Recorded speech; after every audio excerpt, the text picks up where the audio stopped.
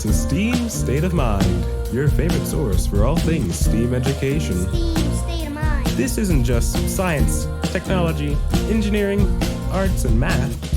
It's a state of mind, a different way to approach education in the classroom. STEAM State of Mind. Enjoy these conversations with educators, students, and community members as we explore what it means to be in a STEAM state of mind. STEAM State of Mind. Hi there, coming to you from Kettering, Ohio. I'm Kari Basson, Community Relations Coordinator for the Kettering City Schools. And my name is Bern Schwieterman, and I am the STEAM Integration Coach for the Kettering City Schools Elementary Schools. Awesome. And we, Bern and I, are excited today to be launching a new podcast that we've termed STEAM State of Mind. And we're going to be bringing you lots of interesting items about STEAM education. And Bern, why don't we start at the beginning and why? Why are we doing this STEAM State of Mind podcast? Well, the STEAM State of Mind podcast was really developed because of conversations. And we actually had a conversation, and a really good one, after you witnessed something that we were doing with third grade students at one of the schools. Yes, we did. Yeah, and it was pretty cool. It was awesome. And so you started asking all these questions, and so many other people have been asking so many questions about, well, what is really STEAM? Because STEAM, as you know, is misunderstood in a lot of ways. And so we discussed this would be a really good podcast. And so we decided at that point, you know what, we need to educate people about what is STEAM education, get people involved in it, and the community and the educators and the administrators and anybody who really wants to understand what STEAM education is all about. And I think probably everybody out there can tell you what the STEAM acronym stands for. Science, technology, engineering, art, and math. Yes. What exactly, when you take that a step further and you add the word education, why does that become different? Why is it something that you're so passionate about here in Kettering? Well, so that is probably, and we're going to get into this in our next episode too more, where the misunderstanding of what STEAM education is really all about. To the listeners out there, here's the history of STEAM education. According to Britannica, the STEM acronym was introduced in 2001 at the U.S. National Science Foundation. The organization previously used the acronym SMET when referring to a curriculum that integrated knowledge and skills from those fields. American biologist Judith Ramley rearranged the words to form the STEM acronym. STEM-focused curriculum has been extended to many countries beyond the United States. In 2005, a report from the U.S. National Academy of Science, Engineering, and Medicine titled Rising Above the Gathering Storm stressed the link between prosperity, jobs focused on science and technology, and innovation to address societal problems. The report predicted dire consequences if the country could not compete in the global economy as the result of a poorly prepared workforce. STEAM education is seen as being crucial to maintaining U.S. prosperity. And now let's get back to the conversation. So, STEAM education, just get rid of all of those STEAM. I don't care what, we can add reading to, you can add social studies, it doesn't matter, because really STEAM education is a mindset. It is a philosophy. It's a state of mind where you are actually using problem-solving skills and curiosity and all of, critical thinking to solve problems. And it's the integration of everything together that we do naturally in our minds and naturally in our world to solve problems. And that's what we need for our students to learn how to do in this world. Right. And what are some of the examples? And I witnessed even during, COVID last year when we had some restrictions and things like that, you were able to get out and really work with our teachers and their students as well. And what are some examples of some neat ways that you incorporated everything into STEAM education, and you made it that kind of all-inclusive, no matter if you're talking about social studies or you're talking about science or you're talking about art, that you really made it come alive for some of those students, because you really did. I witnessed it. Yeah, well, almost everything that you can do in the classroom can be STEAM mindset. And so one of the things that you witnessed was when we were doing the students were challenged with the problem of revitalizing a ghost town. And so we gave them a real world scenario where the students were looking at taking a problem that Ohio is looking at or trying to solve, and that is transportation. And it all goes in the standard base too. I want to make sure that that's clear, that everything is standard based. This is not something extra. This is something that is what we are supposed to be teaching and what the kids are supposed to be actively engaged in. And so basically what we did is we posed the problem to the students. We said, hey, Amtrak wants to help the transportation system in Ohio by adding these new rail lines and stuff. And the state of Ohio is looking into it. They want to connect these big cities. And with that, we also want to establish a hub, if you want to say, for Amtrak in this ghost town that is called Moonville. Now, Moonville actually exists. I actually went out there. It is really cool. Cool little place, I know, good you hiking. got some awesome pictures when you're out there. Yeah, and so the students then investigate, well, what happened to Moonville? They looked at timelines. That was with the social studies, and why did Moonville become a ghost town, and natural resources, and figuring out, well, what makes a community, and that's part of their social studies standards too. To the listeners out there, what really happened to Moonville? So, according to the Ohio Department of Natural Resources, the Moonville Tunnel in Zaleski State Forest is one of few reminders of the ghost town of Moonville. In 1856, Samuel Coe gave the Marietta and Cincinnati Railroad permission to construct a railroad line across his property. Coe hoped that the line would then provide him an easy means to ship coal and clay on his property. The railroad accepted the offer for two reasons. First, Coe offered the land for free, and second, Coe's land would provide a better route for the track from Marietta to Cincinnati. The community of Moonville soon sprung up on Coe's land around the railroad. Moonville principally housed miners and a few railroad workers. The town had approximately 100 residents at its peak in the 1800s. Yet the community declined, especially during the early 1900s as coal mines started closing. The last family abandoned Moonville in 1947. Today, only the old schoolhouse's foundation, a train tunnel, and the community cemetery remain. Despite being a ghost town, Moonville remains well known due to its reputation of being haunted. Believers say that ghosts of railroad workers struck down by a train in the Moonville tunnel still wave their lanterns in the abandoned tunnel. Today, visitors can hike portions of this abandoned railroad line, which are being converted into walking and bike trails. And now back to the conversation. And then they actually they started asking their own questions and started figuring, like, okay, if we are going to develop a new community and redevelop Moonville, Ohio for Amtrak, what are they going to need?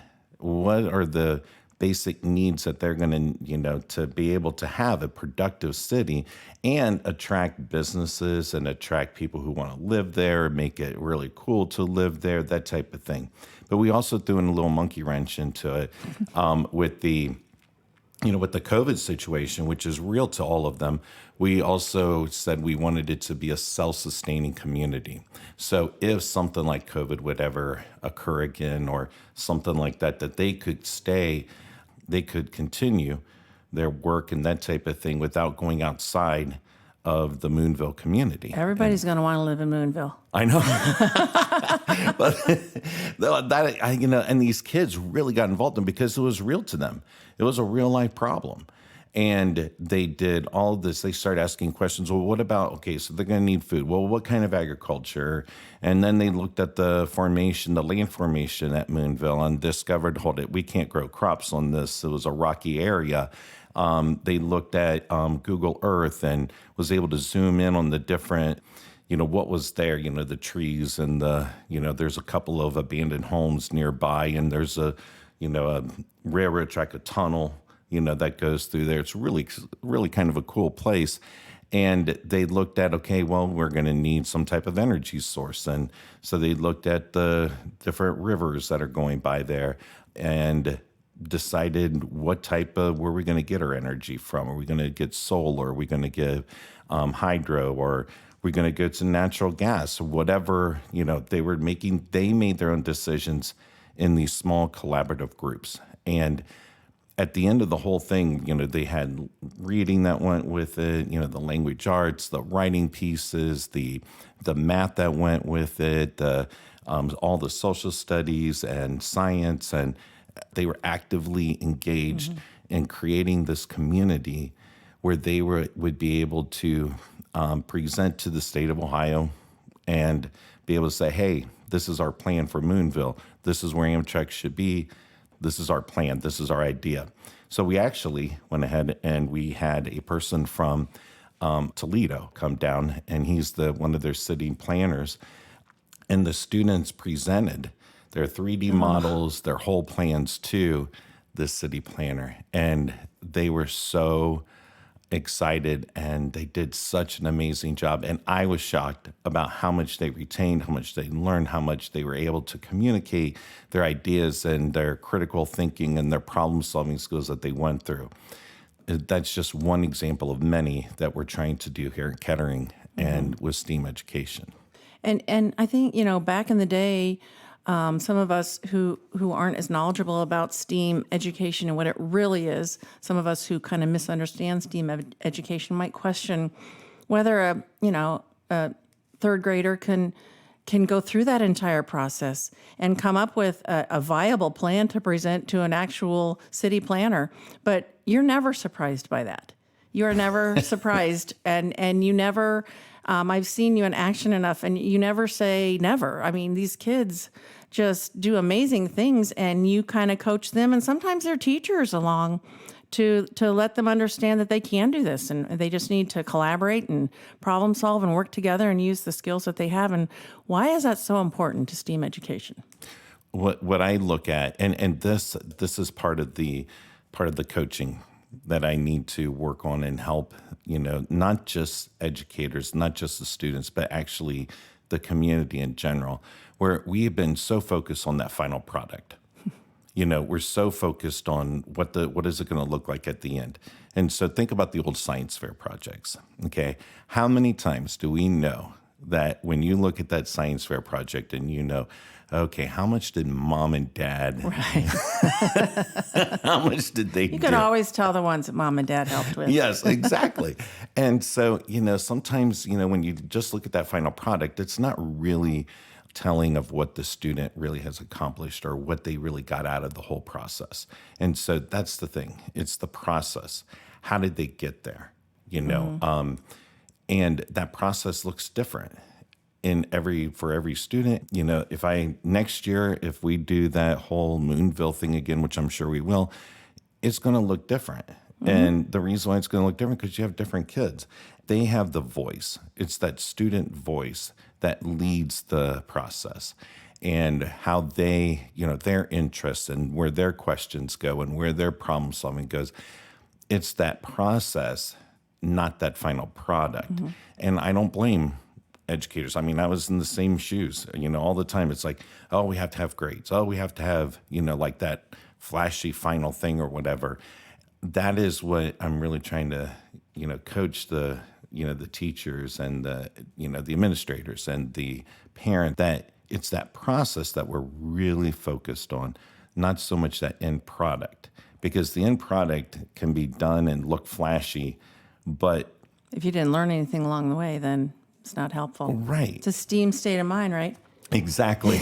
It's that It's STEAM making state sure of that mind. there's a state of mind that incorporates all of those important aspects into that child's, everyday classroom work and what they're doing together with their teachers and their fellow classmates, not necessarily what they're doing sitting at the dining room table with mom and dad, Right. in Well, and preparation for a science fair or something. And it's that. Not that there's anything wrong with science fairs. No, I'm not saying anything wrong with Right. science fair, but it's different where We can do it differently. You're looking at that, they're being judged on that final product. Mm-hmm. What problems did they solve along the way? What challenges did they have to overcome? What social and emotional learning did they have to use to get into, to figure something out, to come up with a plan? I mean, all of those things are very critical, not just that final product or that grade. So for a great example is when you observed those students doing that presentation, there was this one student along the entire process that I wasn't for sure of. She was, really getting it. She was not producing, because we had writing along the way. Her writing was just, and it wasn't even, Grade level, maybe? Yeah. But the teacher, is like, I think she's pretty smart. And she would tell us some things, but then I didn't know how engaged she was in it. She was the one student that I was most worried about. Oh my God, she blew my mind when it came to that presentation. She stood up, she stepped up and almost gave the entire presentation, gave great details, facts, why they did things, how they did things, what went on, all this stuff. I was in shock. I was sitting back there like, oh my goodness, I can't believe. She got it. She got it. She was, but she just showed it in different ways. She just, she was able to comprehend everything that we wanted her, the standards that we wanted her to be able to do, but she was able to show us in a different way that she understood compared to the way that we typically, try to have the students show us. And isn't that an amazing thing to watch? Yeah, differentiation. I mean, for sure. Just so much fun. It's so exciting. That is the STEAM education is so exciting and it's so much fun. And the purpose of this podcast is to share that excitement, is to give people that understanding of that STEAM education is a mindset. It's a state of mind. It's it's not a program. It's not something that you can give here's a book, here's a text manual, here, just follow this page by page and you'll be great. It's not done that way. So as a STEAM coach, what qualifies Bern Schwieterman to be a STEAM coach? As we're sitting here. Could tell you. You sound like you sure know what you're talking about, but tell me what qualifies you as a STEAM coach. Well, I could tell you, I have 2 master's degrees and, taken all these different courses and, I'm a STEM fellow, all of those things. I could tell you, but really what qualifies me, and I'm still learning and I'm a lifelong learner. And that is the whole thing, is I went through the process of problem solving and trying to figure out how to become a better teacher, how to take what I was seeing that I didn't feel I was doing a good job educating my students. So I taught 5th grade for 26 years. And, at the beginning of my career, there was no testing. There was nothing. In the 1990, all the way back then, when I first started teaching, there was no standardized testing. No standardized testing. Now, I'm not saying standardized testing are bad. Right. I'm not saying it's bad. But and we can talk about that at a whole nother podcast, because you have a lot to say about that as well. Yes, I do. I think a lot of people have a lot to say about that. But the part of it was I was not happy with what I was having my students do and their engagement in their own learning. I felt like I was really good at getting the kids to regurgitate the information that they needed for the test, but they weren't really involved in their education. They weren't retaining the information, or it wasn't memorable. It wasn't the experiences that the reason why I became an educator in the first place. That's been, almost 15 years ago, 14, 15 years ago that I started this journey of I got to change. I don't like doing what I'm doing the way I'm doing it. And so I just started working with people, started educating myself, started developing. And actually, I developed that mindset of that STEAM state of mind that I didn't realize at the time that it even had like those letters, STEAM or whatever. I didn't know there was something out there that was being developed while I was trying to develop this. And then once I discovered, like, oh my gosh, this is what I I got to get really involved in this. Yeah. Yes. And so, the bottom line is that I really went through that problem solving process of, figuring out how to become a better teacher and how to get these students more engaged and highly motivated to learn more, to be lifelong learners. And that's what I feel like I am. I'm a lifelong learner.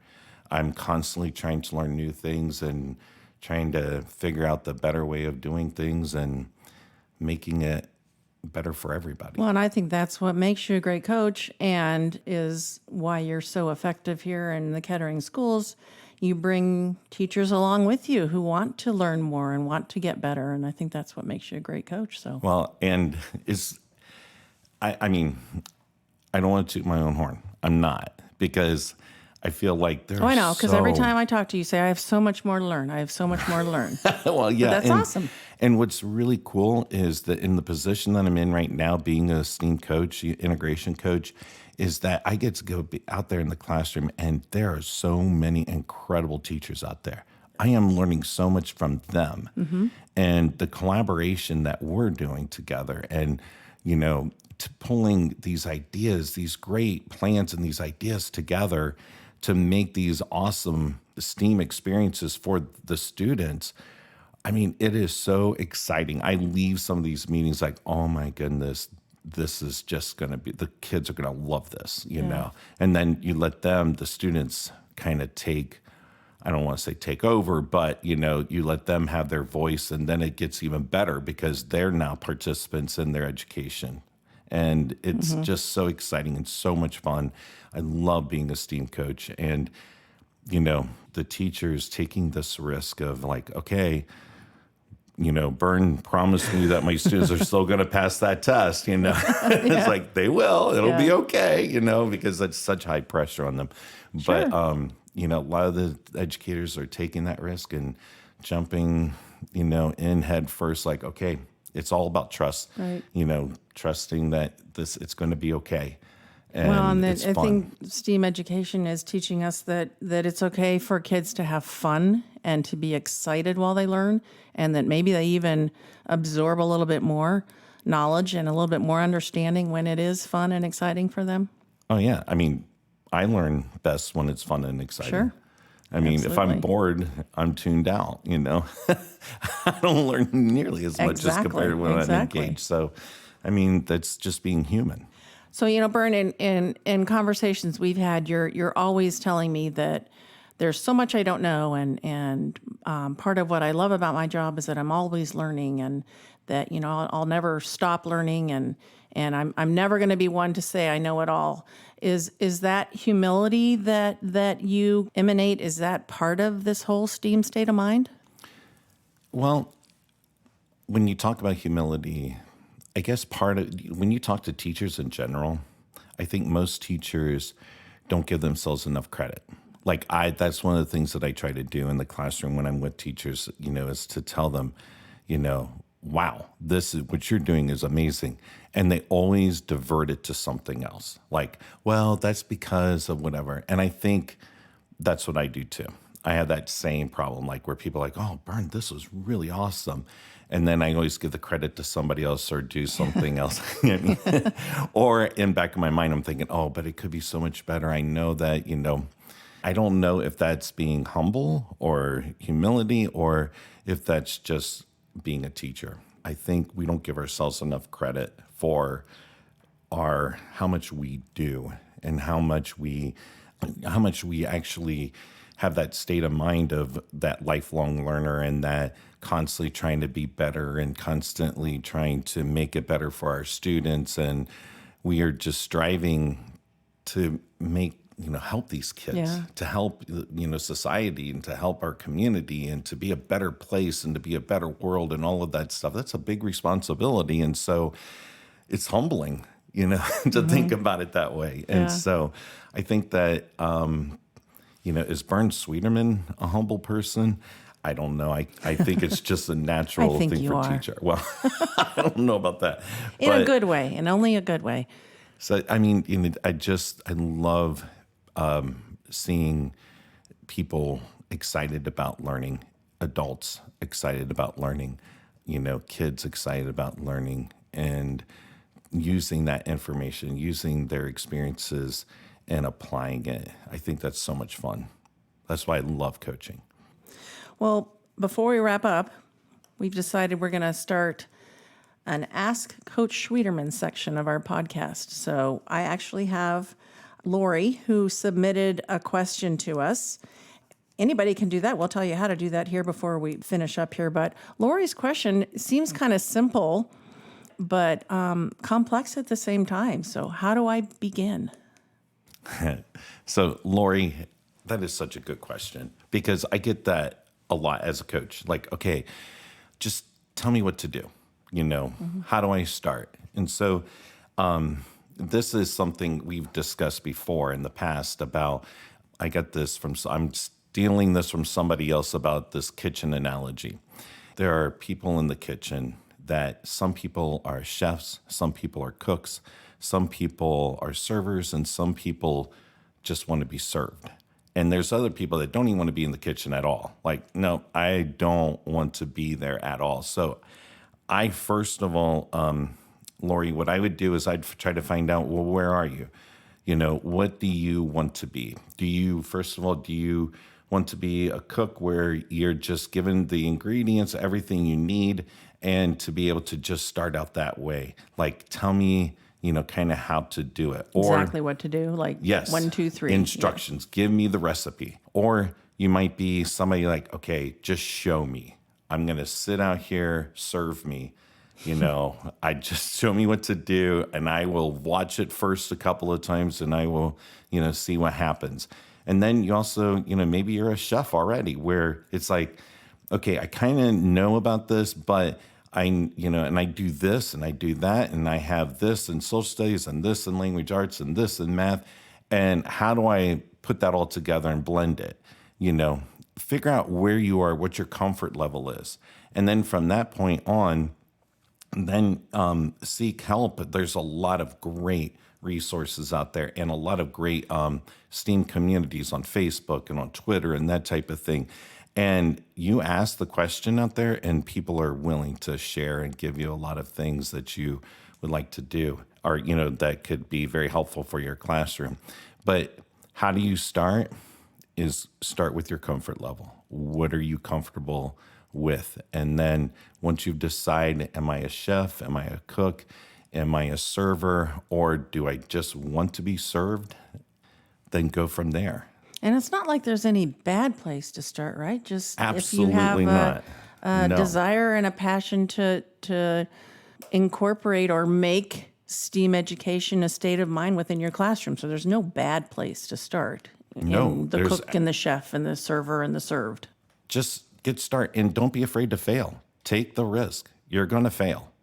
I fail every day. I mean, you're going to fail. There you go, with that humility again. Well, I mean, I love first attempt to learning or something like that. First attempt in learning, I think, yeah. And so basically it's just, you're going to fail, and it's okay. Yeah. It's okay. And it's okay if your students see you fail, because, part of the fun about STEAM education too is you're learning together. There's so many times when students ask me questions about like, hey, Mr. Schwieterman, what is this? What is that? And I'll be like, I don't know. Let's find out, because I don't know. And there's no way you can't know everything. We're not the encyclopedias or Siri, Right.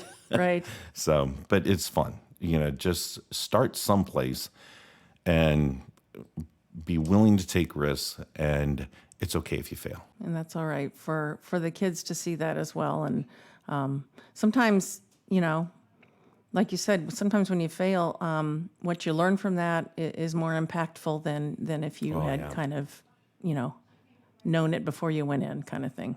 Oh yeah, people, you can, you remember your failures a lot more. That's part of being human too. Especially if you can learn from them. Yes, as long as if you learn from it. Right, Yes. you use those failures to learn something new, accomplish something, and move forward. Yeah. Yes, Absolutely. Yeah. All So right. I'm really excited, and thank you for doing this, being part of this, Kari. And You know what?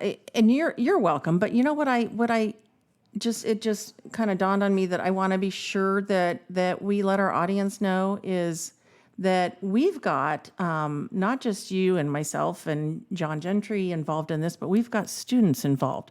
We've got students from our digital design class that are involved in creating the logo for the podcast. We've got music students who have created and performed the music that you heard as part of the podcast.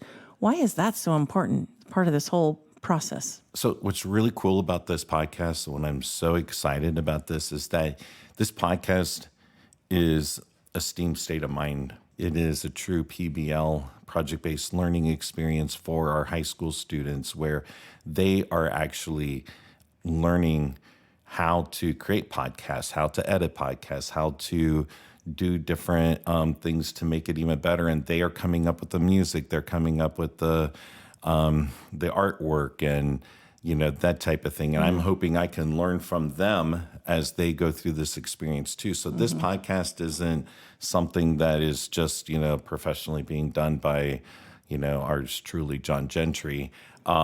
It's actually going to be a learning experience, and our the high school students here at Fairmont are actually going to be producing this podcast, and they're learning along the way. And so this podcast is a STEAM experience. Right. It's STEAM education, and so that's really fun. STEAM and education at its best, and just continuing that STEAM state of mind. Yes. So thank you again. And I'm really excited because our next podcast is going to be really important. It's going to be on September 23rd. And on that podcast, we're going to be talking about the misconceptions that surround STEAM education. And there's a lot of them.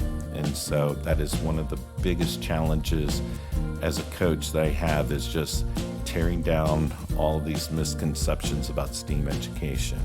And so that's what we'll be discussing, chatting about in our next session. September 23rd. Hope you can join us. Thank you, Kari. Thanks, Bern.